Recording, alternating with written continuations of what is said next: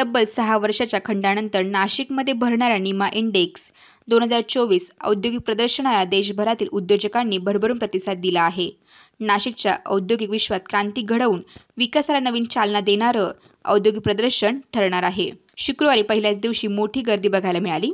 यासह अनेक मान्यवरांनी या प्रदर्शनाला भेट देत नाशिकमध्ये नवीन काय याची माहिती जाणून घेतली. भाजपचे प्रदेश सरचिटणीस तथा प्रवक्ते लक्ष्मण सावजी, नाशिक महानगरपालिकेचे जनसंपर्क अधिकारी योगेश कमोद आदींनी निमा इंडेक्स प्रदर्शनाला भेट दिली.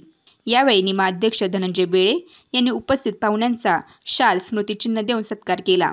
दरम्यान निमा इंडेक्स हे औद्योगिक प्रदर्शन नवउद्योजकांसाठी एक पर्वणीच ठरणार असल्याचे मत भाजपचे प्रवक्ते लक्ष्मण सावजी यांनी वेद न्यूजशी बोलताना व्यक्त केला.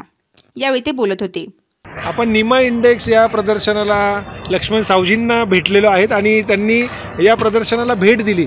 नक्की सर काय सांगाल, निमा इंडेक्सचे आयोजक अध्यक्ष धनंजय बेळे, आशिष नहार आणि त्यांची सर्व टीम हे काम अतिशय मायक्रो प्लॅनिंग घेऊन करते. म्हणजे गेल्या 1.5 महिन्यापासून यांना घर नाही माहिती किंवा यांचा स्वतःचा व्यवसाय नाही माहिती.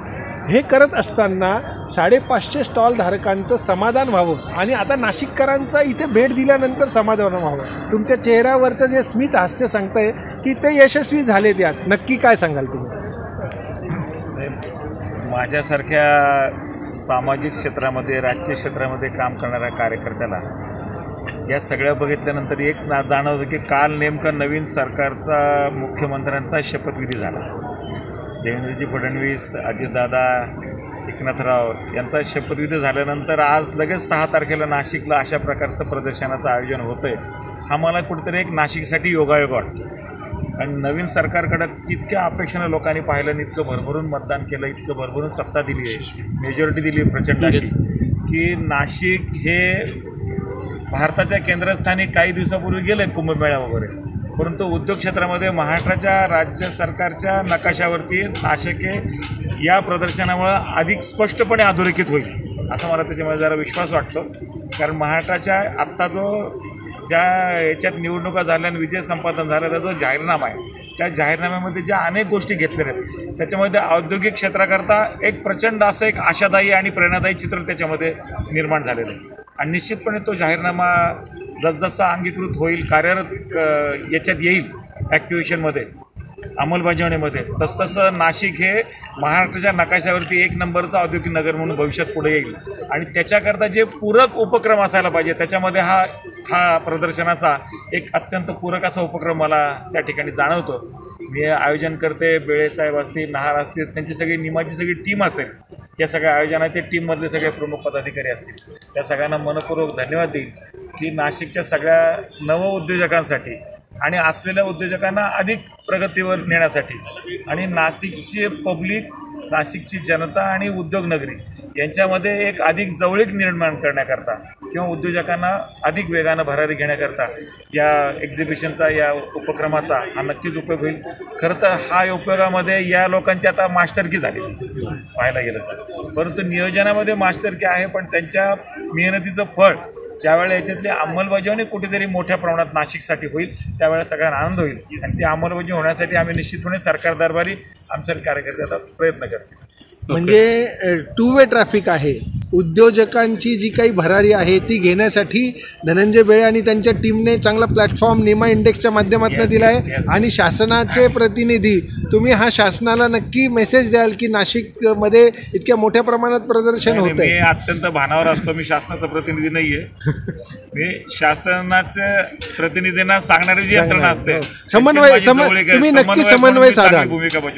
निश्चितपणे निमा इंडेक्सच्या माध्यमातून उद्योजकांना एक वेगळी दिशा देण्यासाठी निमा इंडेक्स प्रदर्शनाला खास आज लक्ष्मण सावजी यांनी भेट दिली. आणि जे काही त्यांचे प्रयत्न आहे इथनं जो काही मेसेज शासनापर्यंत पोहोचवण्याचा ते नक्की काम करतील. धनंजय बेळे त्यांच्याबरोबर आहे. बेळे साहेब काय सांगाल? आत्ता सावजी सरांनी सांगितलं की चांगला मेसेज ते संदेश पोहोचवतील, काय सांगाल? निश्चितच त्यांनी अत्यंत महत्त्वाच्या विषयाला हात घातलेला आहे की असलेल्या गोष्टींच्या मागण्या किंवा मांडलेले संकल्प हे पूर्णत्वास नेण्याकरता शासन दरबारी जी समन्वयकाची भूमिका पाहिजे किंवा त्याची अंमलबजावणी करण्याकरता जो पाठपुरावा पाहिजे ते पाठपुराव्याचं साधन मला वाटतं त्यांच्या रूपाने आम्हाला मिळालेलं आहे. आणि निश्चितच येणाऱ्या कालावधीमध्ये या निमा ही फक्त औद्योगिक संघटना म्हणून काम नाही करत येतं, या शहराचा आर्थिक विकास व्हावा, या शहराच्या जडणघडीमध्ये असलेला उद्योगांचा जो सहभाग आहे तो येणाऱ्या काळात अधिक वाढावा आणि येणारी प्रत्येक गुंतवणूक ही नाशिकला कशी येईल हा जो प्रयत्न आहे त्याच्यासाठी त्यांची समन्वयकाची भूमिका आणि मध्यस्थाची भूमिका ही अत्यंत महत्त्वाची ठरणार आहे. मी त्यांचं मनपूर्वक या ठिकाणी स्वागत आणि आभारही मानतो की आपण आम्हाला दिलेले हे बळ निश्चितच येणाऱ्या काळामध्ये फलदायी ठरेल. त्याच्यात जाहीरनाम्यामध्ये एक नव्यानं गोष्ट जी अंतर्भूत झालेली आहे की छत्रपती शिवाजी महाराज आकांक्षा केंद्र हे प्रत्येक जिल्ह्याच्या ठिकाणी ते काढणार.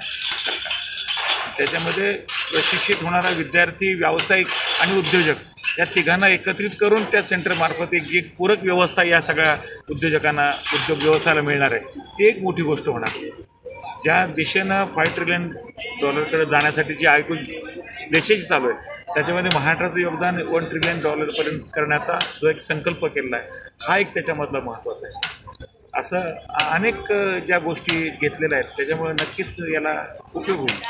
यावेळी निमा सचिव निखिल पांचाळ, उपाध्यक्ष आशिष नहार, राजेंद्र वडनेरे, मनीष रावल, कैलास पाटील, नितीन आव्हाड, दिलीप वाघ, हेमंत खौंड, सतीश कोठारी, ललित सुराणा, नरेंद्र शालिग्राम, किरण वाजे, सुधीर बडगुजर, हर्षद बेळे, नितीन वागसकर, योगेश पाटील, नानासाहेब देवरे यांच्यासह निमाचे सर्व कार्यकारी सदस्य प्रयत्नशील आहे. वेद न्यूजसाठी प्रतिनिधी कमलाकर तिवडे, नाशिक.